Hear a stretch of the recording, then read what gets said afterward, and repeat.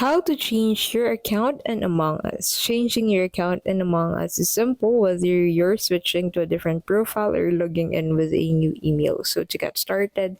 go ahead and open the game, launch Among Us on your device, and then head over into the My Account tab and then click on your account and then click on Manage Account. So as you can see, you don't have the option to sign out or log out of your account in here. So what you can do is to log in with a different account. So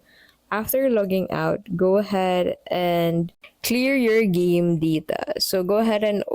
click on Among Us and then click on the eye that will pop from there and then click on manage storage on the settings page, and then in here go ahead and click on this clear data button and then go ahead and clear data and cache, and then reopen the game and log in fresh, and that is how you can basically change account in Among Us in with a different account. So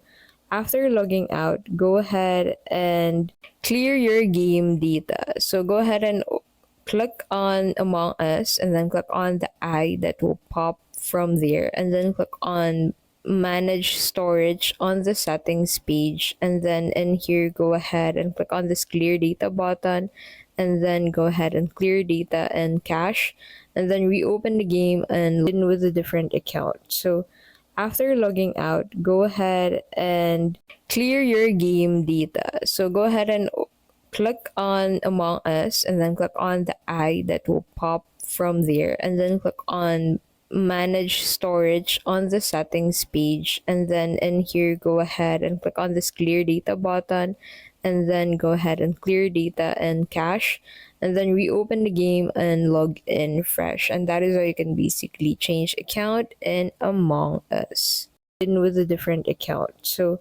after logging out, go ahead and clear your game data. So go ahead and click on Among Us and then click on the eye that will pop from there and then click on manage storage on the settings page, and then in here go ahead and click on this clear data button and then go ahead and clear data and cache, and then reopen the game and